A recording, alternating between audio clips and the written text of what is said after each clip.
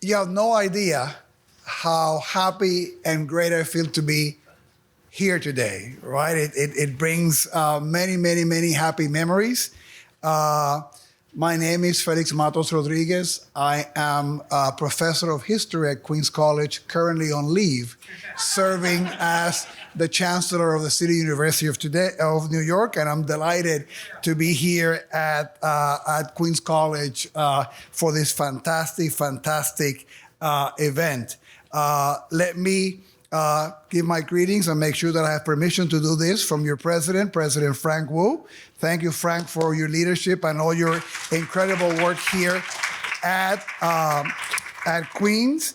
And this is a happy occasion and a historic occasion, I am told. I think it's the first time in any of our CUNY campuses where we've had together both the National Poet Laureate and the State Poet Laureate, right?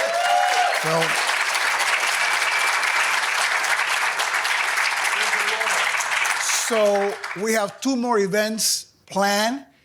The next two would be having, in addition to that, the City Poet Laureate, right, with the two of them for another event, and then the County Poet Laureate to be able to do the entire sort of round of poetry.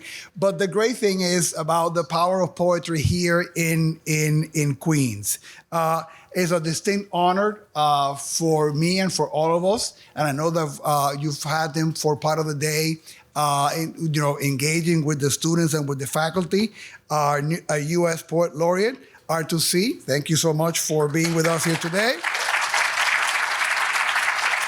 And we're reflecting, he was telling me that he was born here in New York and he grew up here in Flushing, as he was talking about how wonderful it felt to be here in our Queens College campus, where it's reflective of all the incredible diversity of the borough of Queens and of New York City, and particularly also the linguistic diversity that we have in our city. So delighted, and I think I couldn't think of a better place other than Queens College to be having this event here today.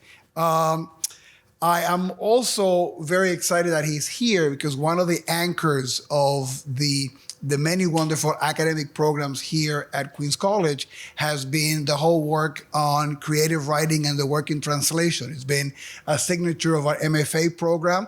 When I was here on campus, I was able to benefit from many wonderful speakers, many great students who were part of that program. So it seems fitting also to be able to have him here today. Obviously, we all know that magic happens because we have some wonderful people that work magic in our campus, right? And one is our very own Poet Laureate, distinguished professor, our very own Kimiko Hahn.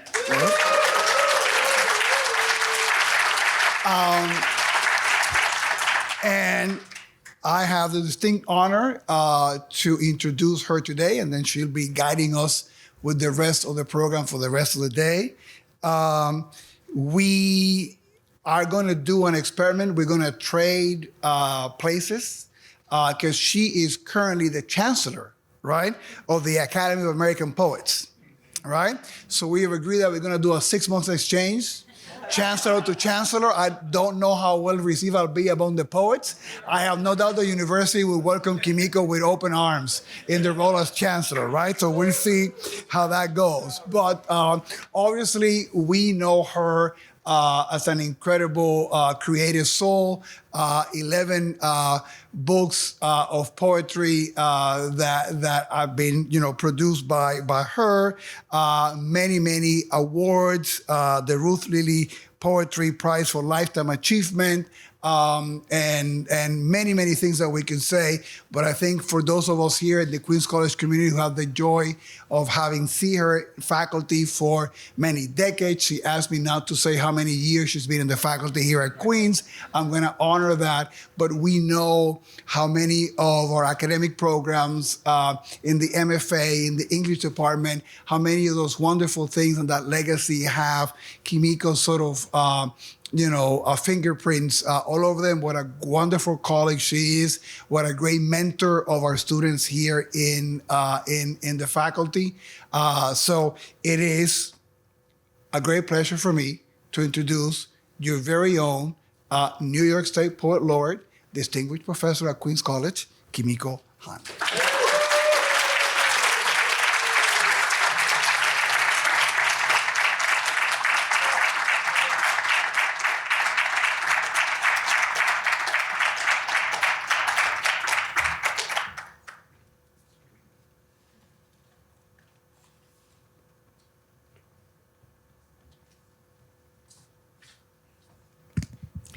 There are a lot of people here. Thank you so much, especially on such a cold evening.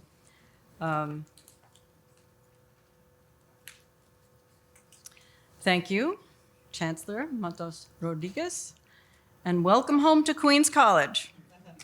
Many of us call our Chancellor Phalo because he was our college president, and during his tenure here, creative writing was in high gear. Poetry, prose, and translation thrived. And now with President Frank Wu, Provost Patricia Price, Dean Simone Yearwood, and Communication Director Jay Hirschison, creative writing is thriving on campus, even as there are outside forces that would dim the lights on the arts and humanities. So thank you all for your support. Thank you, too, to the Library of Congress, and the head of poetry and literature, Rob Casper, who is my longtime friend in the trenches of art advocacy. Yes, my name is Kimiko Hahn. I am poet. I am the granddaughter of immigrants, and it is very important for you to know that about me. I'm a literary citizen and professor here in our distinguished English department. I count myself fortunate to have colleagues Anne-Marie Drury, Jason Tuga, Nicole Cooley, who, while they're not producing their own marvelous creative work, are brilliant professors and guiding administrative spotlights on campus.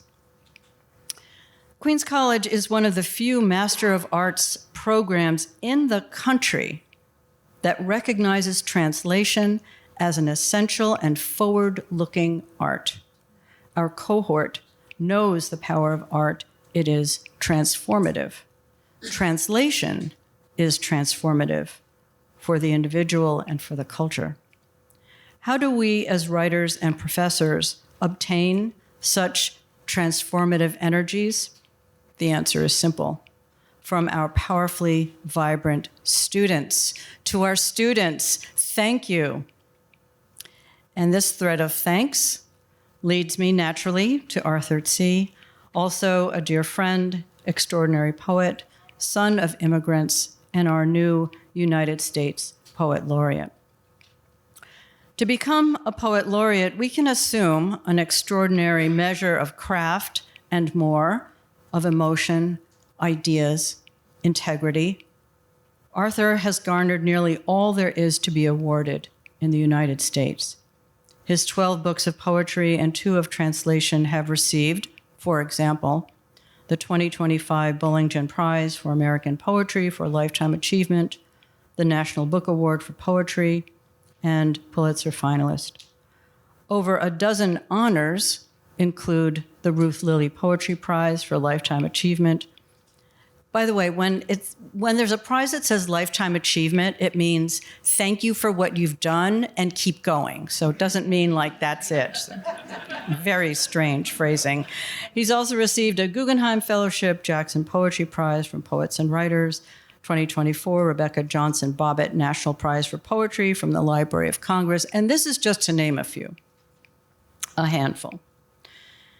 Before and while garnering these awards, Arthur was a teacher, administrator, and organizer at the Institute of American Indian Arts in New Mexico. He is now Professor Emeritus. But none of these accolades would mean very much if his work didn't, as the cliche goes, speak for itself. Poetry that is extraordinary for its breadth of experimentation and kindness. you will find he looks to the natural world with a kind of pause, stays, brings what he finds in those pauses to us. Current events, history, personal joy, tumult. Could I have known decades ago that we would find ourselves here? Not really, and absolutely yes. In the program you have, there are 2 poems that are from another program that we were a part of in 1998, which wasn't the first program we were in together, by the way. So I'm going to read this poem of mine and then welcome Arthur to the stage.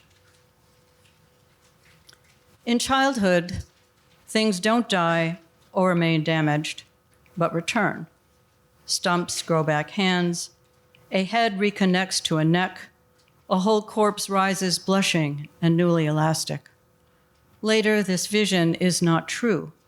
The grandmother remains dead, not hibernating in a wolf's belly. Or the blue parakeet does not return from the little grave in the fern garden, though one may wake in the morning thinking mother's call is the bird. Or maybe the bird is with grandmother inside light. Or grandmother was the bird and is now the dog, gnawing on the chair leg. Where do the gone things go when the child is old enough to walk herself to school, her playmates already pumping so high, the swing, hiccups? Please welcome the United States Poet Laureate, Arthur C.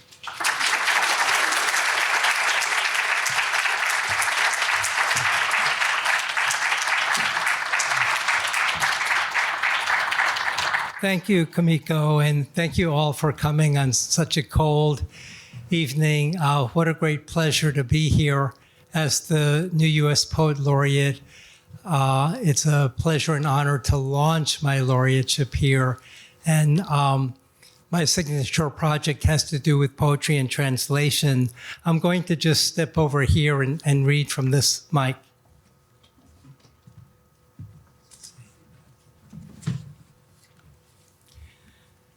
So when Kimiko and I read together at the DIA Center for the Arts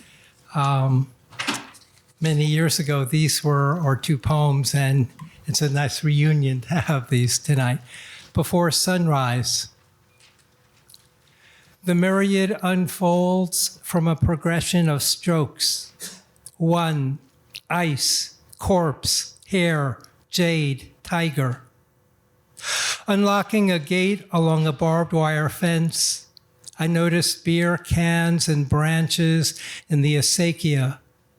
There are no white pear blossoms by the gate, no red poppies blooming in the yard, no Lepiota nauquina clustered by the walk, but bean, gold. There's the intricacy of a moment when wind, 3-legged incense cauldron. I begin to walk through a field with cow pies toward the Pewaukee River, sense deer, yellow, rat. I step through water, go up the arroyo, find a single magpie feather. This is a time when blood in my piss, ache in my nose and teeth. I sense tortoise, flute, where there is no sound. Wake to human bones carved and strung into a loose apron.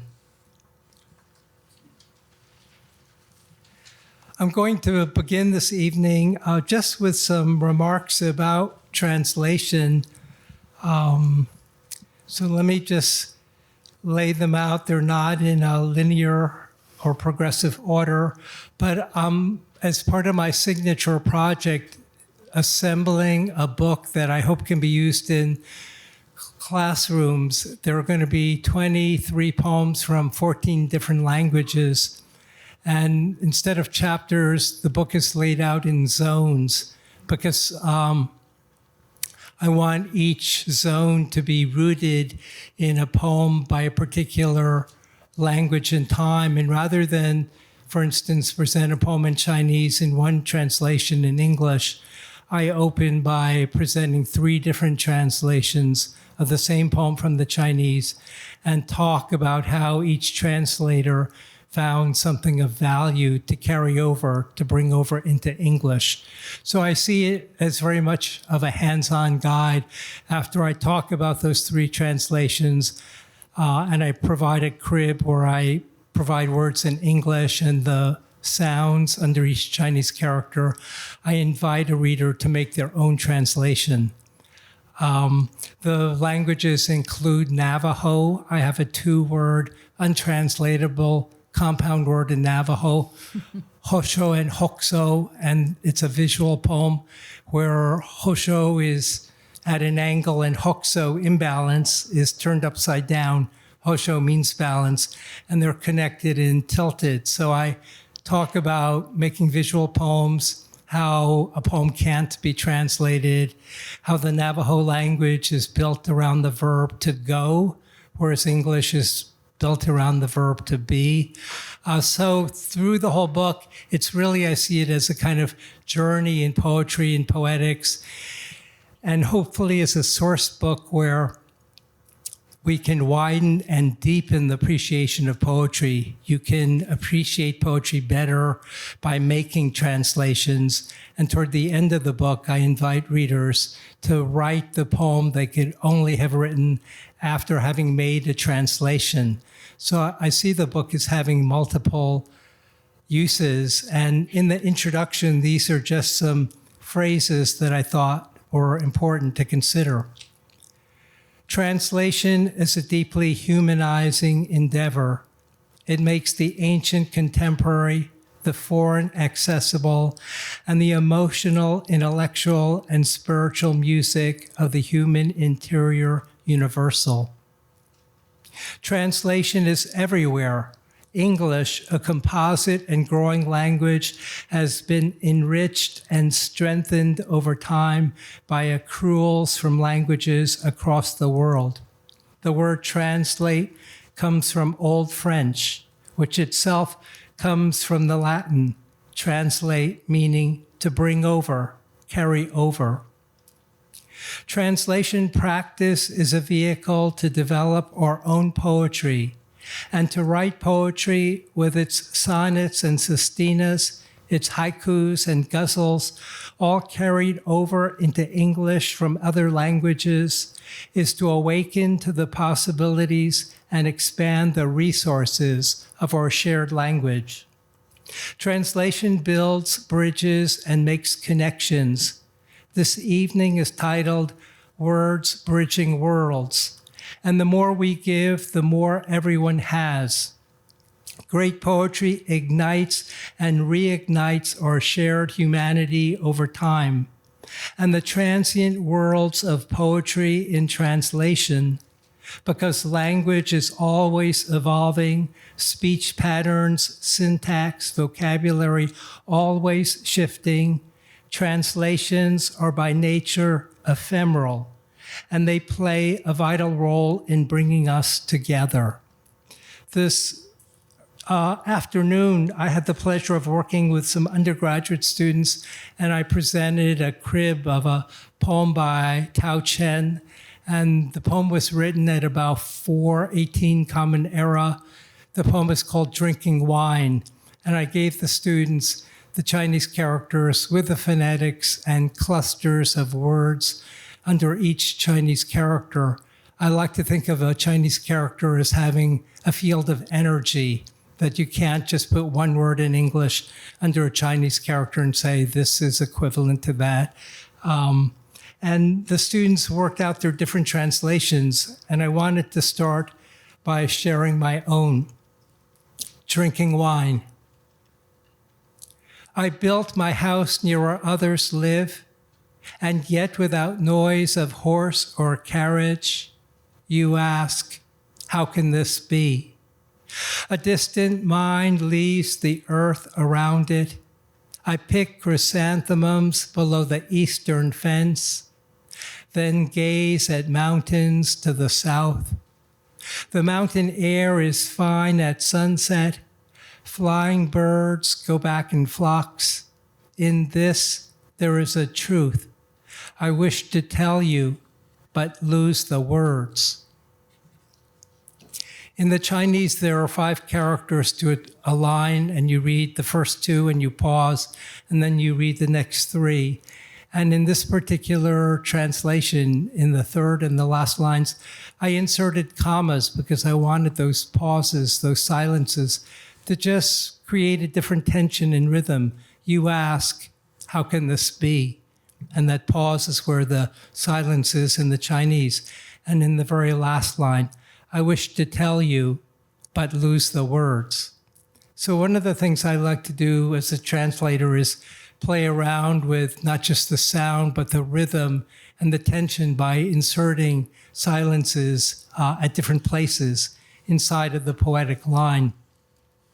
And when I mentioned how poetry can be a source book for our own poems, it's really decades later that I thought of writing.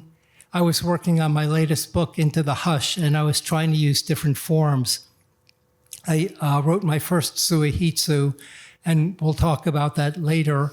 I wrote my first pantoum, and I was thinking of writing a letter poem, and I thought, who would I write a poem in the form of a letter to? And I thought, what if I take the ending of a Tao Chen poem and write it to him, letter to Tao Chen. I wish to tell you, but lose the words. More than a millennium later, on another continent, in another language, I know adversity strengthened you. Today, we possess antibiotics, cars, cell phones.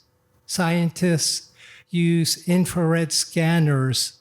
Check a wildfire that has charred 341,735 acres. When you picked chrysanthemums by the bamboo fence to the east, then gazed at mountains to the south, at birds homing at sunset, you turned in 3 directions, centering yourself. Though you omitted north, I posit mortality as you sipped wine. Today, we have no spell that lessens loss. A neighbor's backhoe beeps as it excavates a slope. Sifting your words, I dig at the site where pines scent after rain. A black swallowtail lands on Russian sage, bending the stalk. As it imbibes nectar and sways, I sway. Light slants all that we do. One more translation and poem, and then I'll open it back up to Kimiko. This next translation is a poem by the poet Li Bai, and it's called Drinking Alone with the Moon. And I learned my craft as a poet by turning to translating ancient Chinese poetry. I didn't go to graduate school. When I was at UC Berkeley, I was obsessed with trying to translate these ancient poems into English to bring them alive. And I remember one day looking at a translation of this poem by Arthur Waley, who was the, I believe, curator at the British Museum, a world-renowned expert. And in this poem, there are 3 characters. There's the speaker who drinks wine, the moon, and then he turns to his own shadow who has his own sort of life. And Arthur Waley translated the moon as a friend. And I remember being shocked decades ago to read Waley translating the phrase about the body, my slave, the body.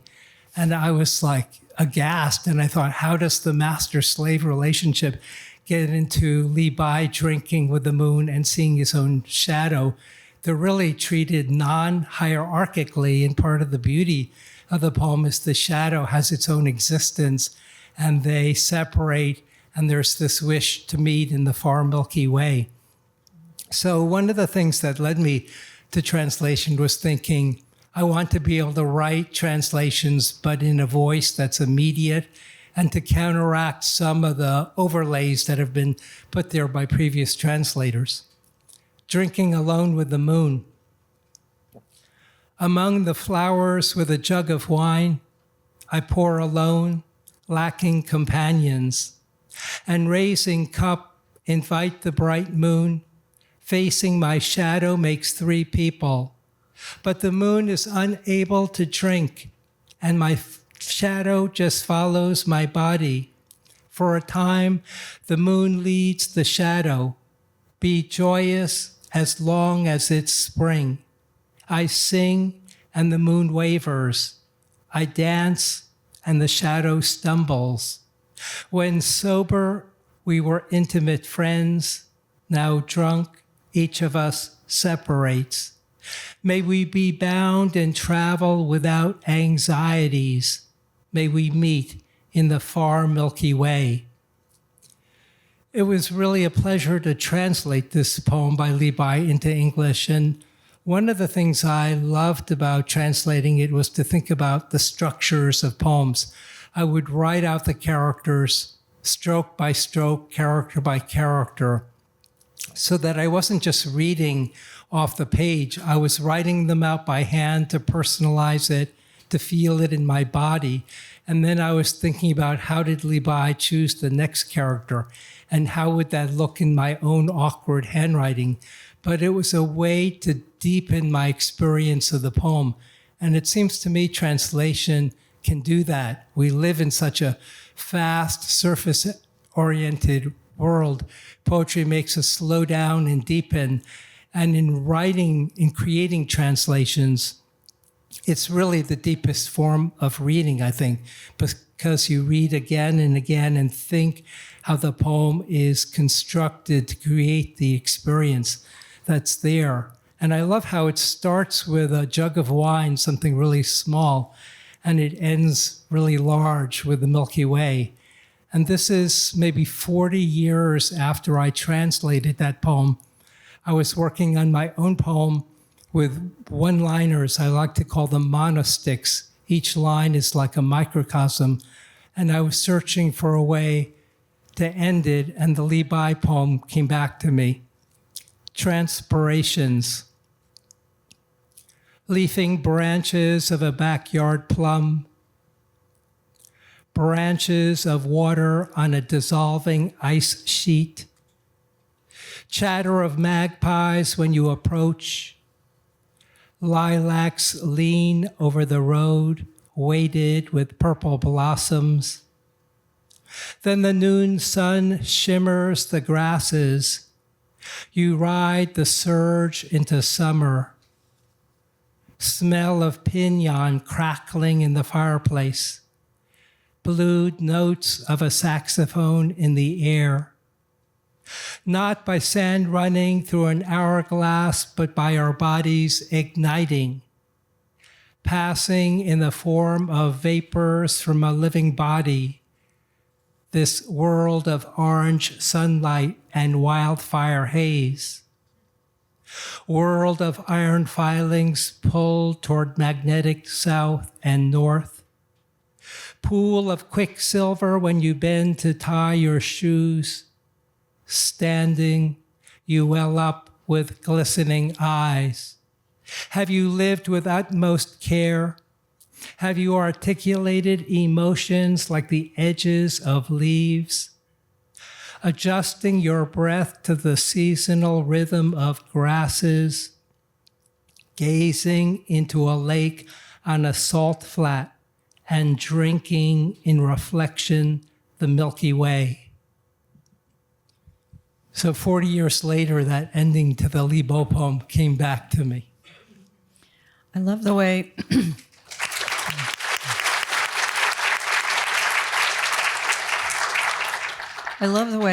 your poetry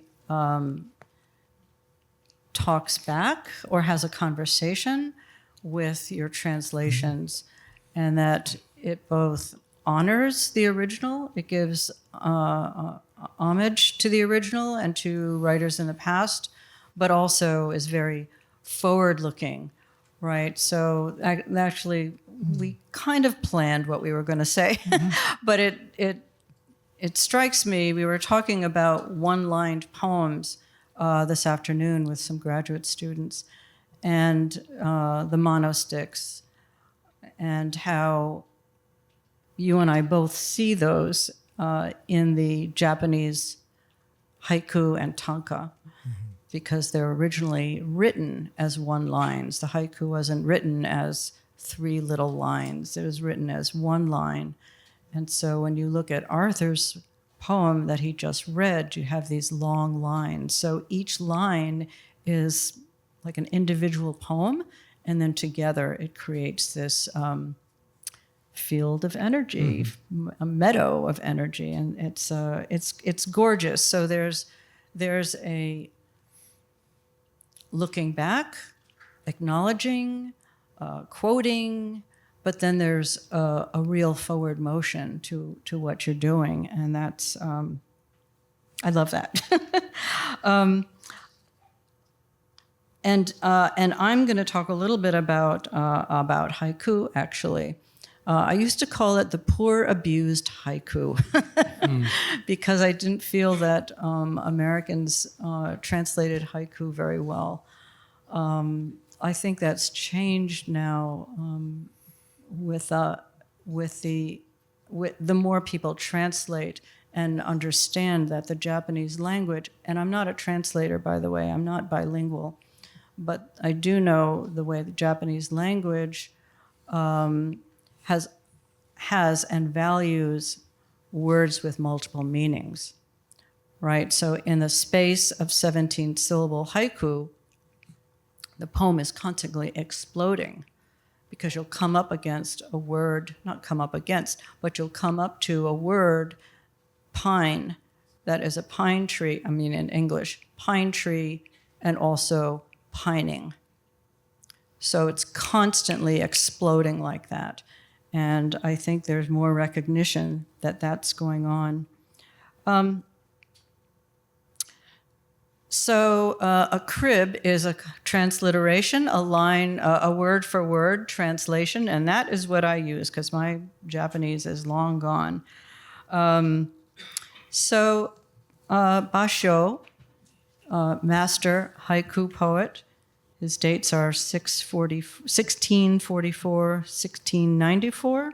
So you think Shakespeare died in 1616, so he came a little bit after Shakespeare, just to give like context. So when I try my hand at translation, I use a transliteration, a crib, so word for word setup. Here's the Japanese, poorly read. Yamaji kite nani yara yukashi sumire gusa. The transliteration, mountain path walking, somehow, for some reason, curious, eager to know, charming, and then a type of violet flower. So this is about the 11th draft, which isn't not that many drafts, actually. Walking the mountain path, I am curiously taken by a purple flower. So I wanted that word taken to be a kind of pivot. So you're taking, but the flower is taking you, right? So that moves it forward. So I also, similar to Arthur, like to use other poetry as writing prompts. There is a wonderful form, a new form, called the golden shovel. It was invented by contemporary poet Terence Hayes, and basically, I promise I'm not going to lecture. Basically, a golden shovel takes a line or a poem, and every word from that line or poem appears at the end of each line. It's easier to hear than hear my explanation. So for this particular Basho haiku, I'll read it again. It's a little different. This must be draft number 12. Walking the mountain, I am curiously taken by a purple flower. And here's my golden shovel. I carry a flashlight when walking in the musty basement, the dark, suddenly lit like a mountain in sun, crevice, and path. I want to descend into shadow and am curiously wanting. When was I last taken? When did he lead me by fingertips to a dusky room, a glow across white linen? The purple shadow is deeper than that little flower.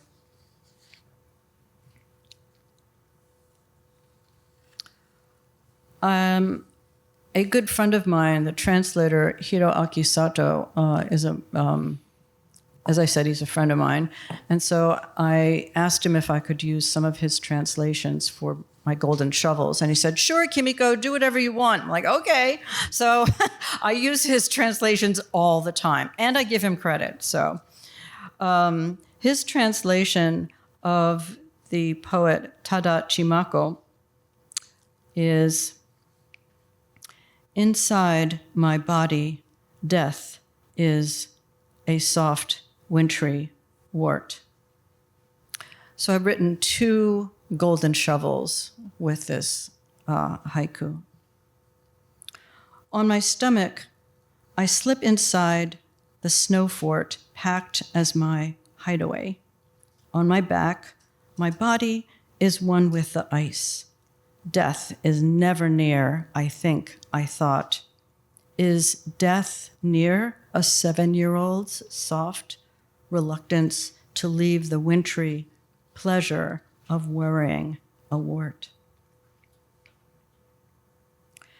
Though unseeable, we assume the inside, tissue, blood, and bone up here in my mind, the piss and shit before the body evacuates. But also lodged is one's death in some form, unless expiring is unforeseen, like my mother's, a crashing metal against metal, her soft self crushed on that wintry parkway. Did the paramedic notice her wart? I wouldn't have landed there had it not been for the haiku by Tada Chimako. As some of you know, I've been working for many years on a Japanese genre. We oftentimes call it a form, but it's a genre. It's called the Zui Hitsu. And there is no equivalent in Western literature. It's not a poem, it's not poetry or prose. It's its own genre. And the cult classic, Beats loved this book, by the way, is the Pillow Book of Sei Shonagon, written around the year 1000. And so I've been writing my versions of the of Zuihitsu, sometimes taking it a little far off course, as is my want. And in the past couple years, I've been working on an anthology of Zuihitsu, which starts with classical Japanese versions and then has translations of modern and contemporary Japanese. And then we have about 40, 45 Zuihitsu by American writers. So we had a very interesting conversation about Zuihitsu. Mm-hmm.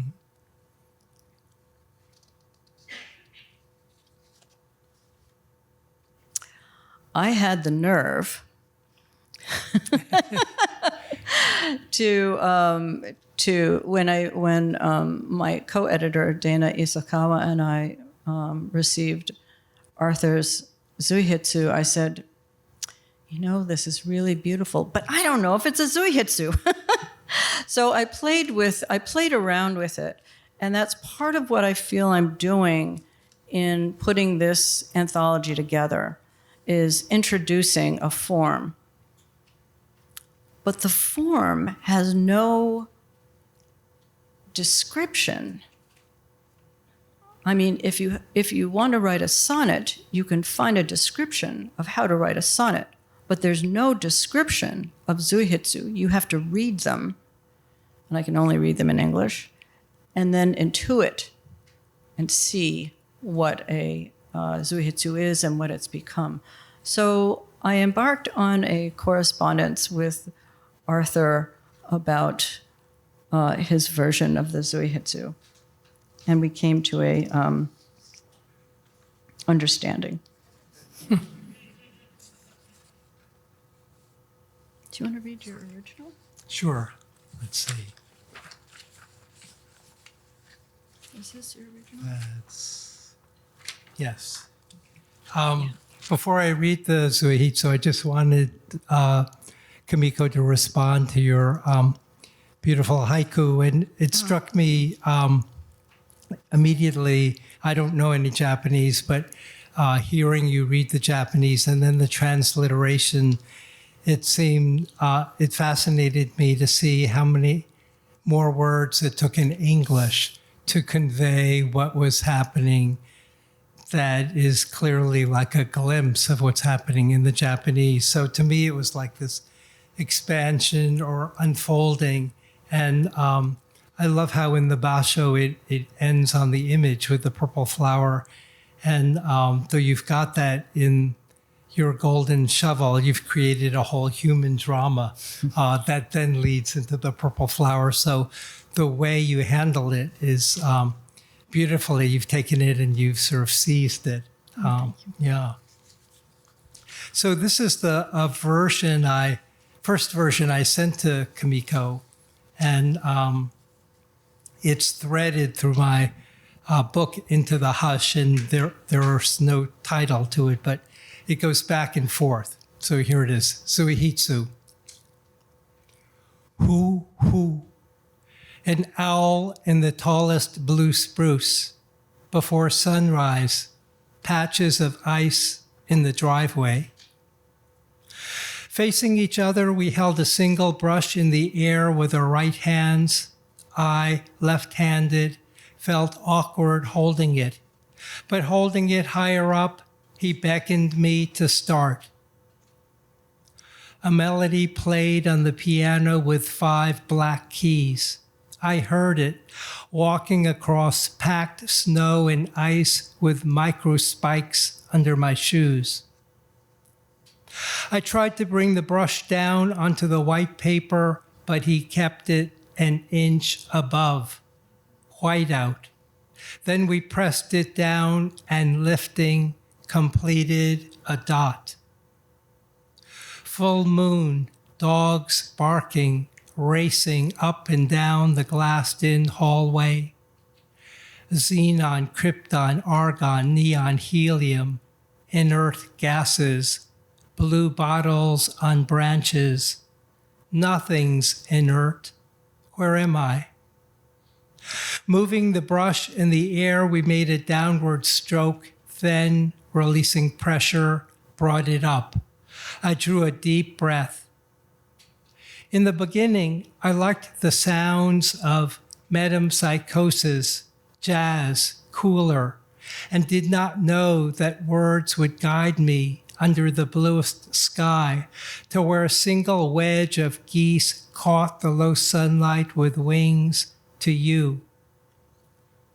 We leaned the brush horizontally below the dot.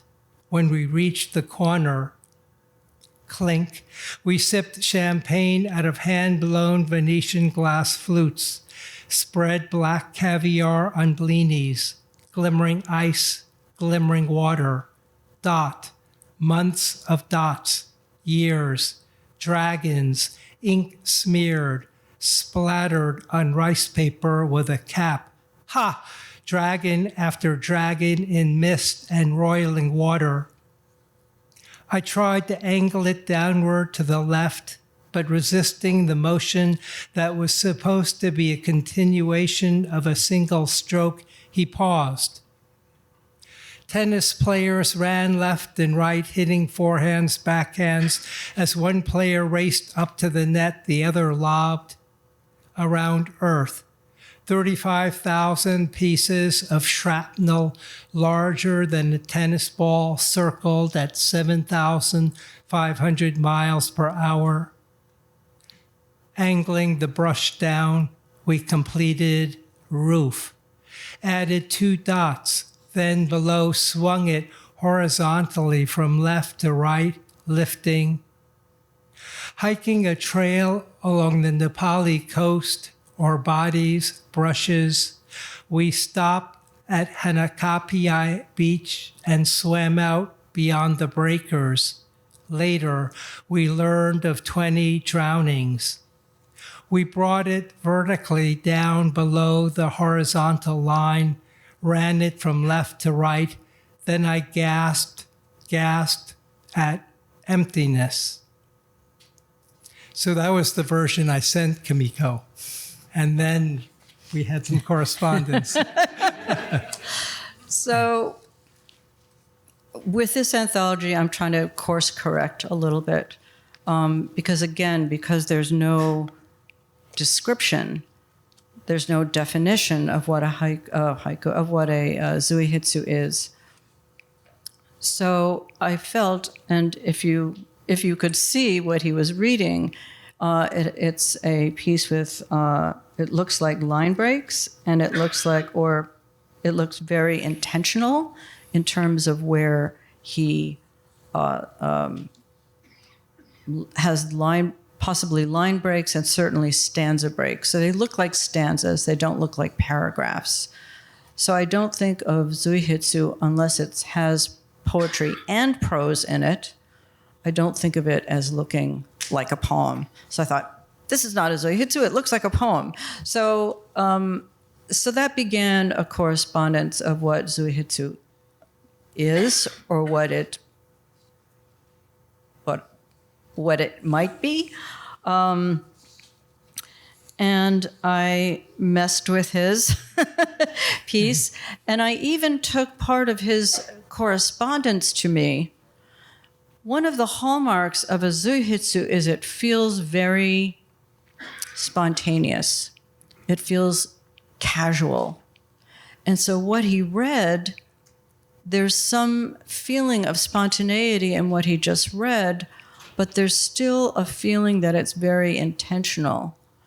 And for me, it was missing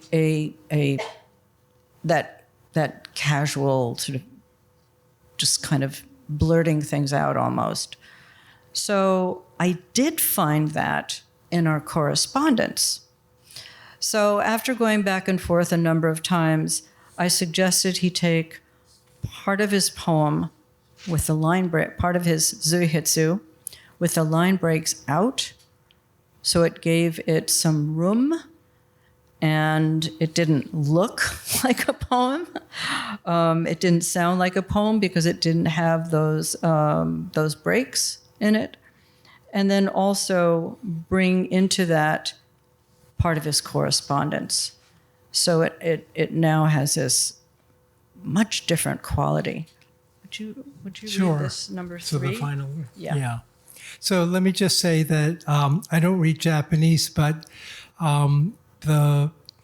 in Japanese, the zuihitsu is composed of 2 Chinese characters, kanji, and the 2 characters mean follow or following the brush. So that became part of this rewrite as we're sharing the process.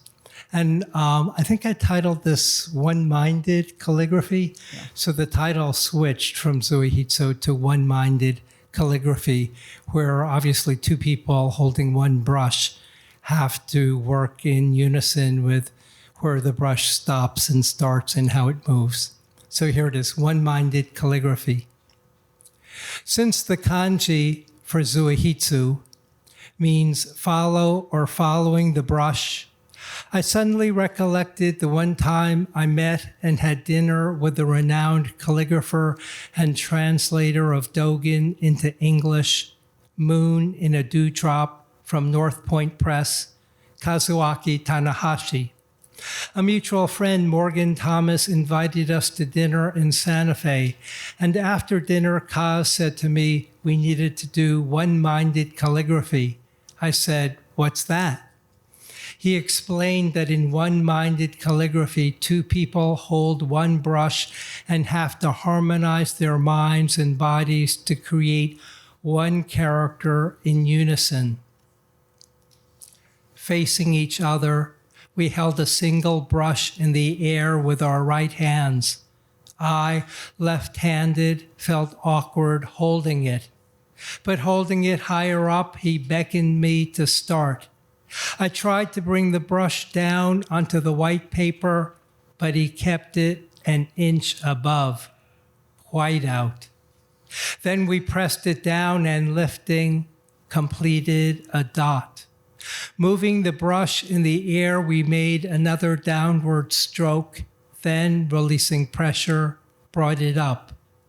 I drew a deep breath. We leaned the brush horizontally below the dot. When we reached the corner, I tried to angle it downward to the left, but resisting the motion that was supposed to be a continuation of a single stroke, he paused. Angling the brush down, we completed roof, added 2 dots, then below, swung it horizontally from left to right. Lifting, we brought it vertically down below the horizontal line, ran it from left to right. Then I gasped at emptiness. Very different. Very different, very different. So you could see how the first Zuihitsu, the first piece, is beautiful. I mean, there's nothing wrong with it, right? It's a beautiful piece. But for me, the feeling was that, as I said earlier, it was more intentional. It didn't feel as casual as I expect a Zuihitsu to have. So I wanted to undo that a little bit. And in the original, he has at least 2 threads braided together or twisted together. 2 can't be braided, so at least 2 twisted together. And I took one of those threads, tried putting it into a paragraph, which automatically gives it a feeling of casualness and less intentionality.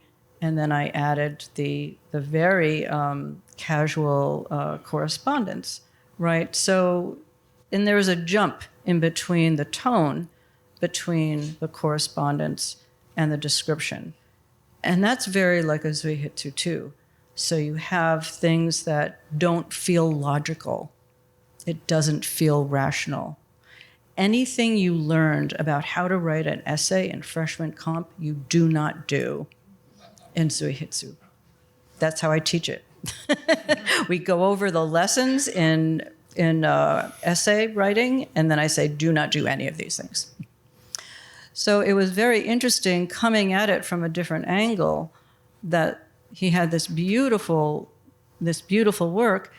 And it could be that as the Zuihitsu evolves in the United States, that it will take on more of the shape and tone of poetry. I don't know. But for my project, I wanted something that was a little course corrected. And we never actually talked about how you felt about how I was messing with your work. You can complain now. I haven't decided if I prefer one or the other. They're so radically different. For the purposes of my book, Into the Hush, the Zuihitsu is spread without commentary, so that it's a through line through the book. So they're individual poems, but I like how these interludes change the relationship between the poems. And then there's a kind of mystery. And then when the 2 characters complete emptiness, then the book has like this fullness. But in terms of Zuihitsu, I understand that I like that sort of the background sets a kind of a grounding that is more, not so much accessible, but maybe traditional, in the sense that it provides some important context in which to sort of experience what happens. And I could be making a jump here. I know this seems like we're going far from translation, so I'm making an aside. But it seems to me there's the issue when you're translating of taking the text and thinking, how can you render that into another language with immediacy and force and the kind of urgency of voice that commands attention. And at the same time, I think translation work, because it's obviously so fertile, becomes like a source of excavation, of discovery, of renewal and transformation. And that's what's happening in a way with the Zuihitsu here in your project. I'm jumping, but I'd like to think that with the ghazals, an Arabic form of poetry, people started just playing fast and loose with the rules. And I remember one American poet saying to me, Arthur, you can write any ghazal, just couplets, and they're all disjunctive. They don't just leap and go anywhere. And so I thought, oh, okay. And then it was like Aga Shahid Ali said, wait a minute, American poets, you've got it all wrong. There's structure, there's a rhyme, there's a signature of the author in the end. There's a rigor behind the language. And I feel like maybe you've been, one of the foremost promoters of Zuihitsu into English, and there's a sense of sort of like anything goes, and now it's sort of time to like look at the root, look at what the rigor is behind this form. Even though it's haphazard, there is a kind of pressure moving the language into the shape that needs to be there. So for me, it's really exciting, and I don't know that I can choose one or the other. They're sort of so different.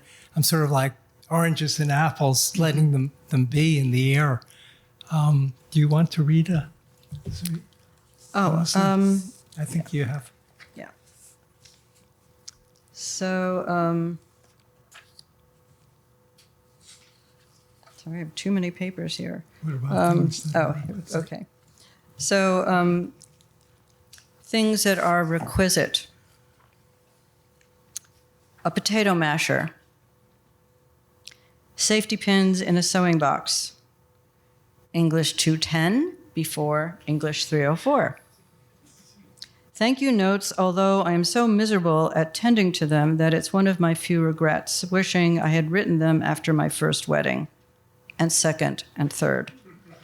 M has introduced the term oppositional defiance, and there is something of that in my procrastination and not doing. Get well cards, too. Nicole has gotten me into the habit of sending condolences. Speaking more than one language, although the truth is my Japanese is pretty miserable, French and Spanish, too. And now, depending on where I am or what I'm up to, I confuse Japanese and Spanish. I think January, enero, ban on assault rifles. Hammer and nails, a dustpan, a cheap glass vase, though, well, I guess if it's cheap, it should be a cheap glass vase, though a glass bottle will do.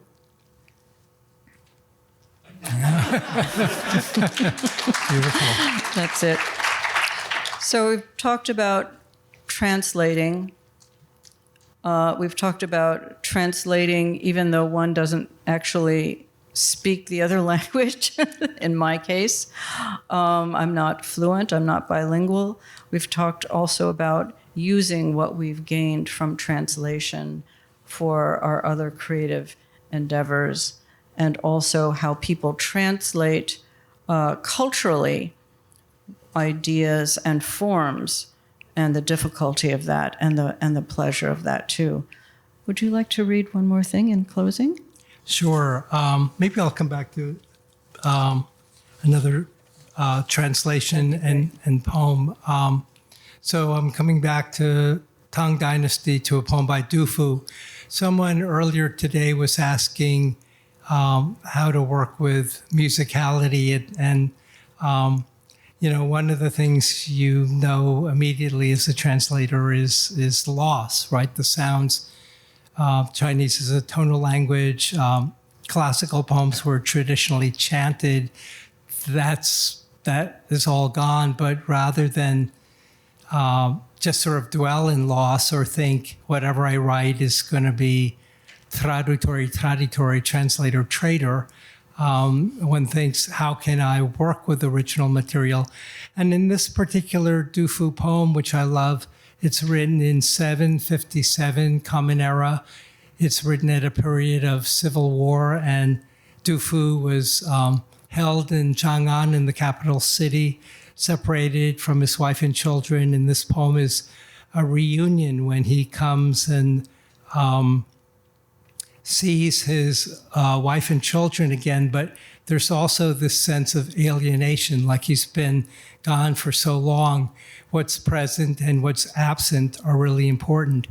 And I remember looking at this poem, thinking about, every poem is untranslatable, right? But looking at the first 5 characters, the first 2 characters in Chinese had the mountain radical, and it was literally shaggy, craggy.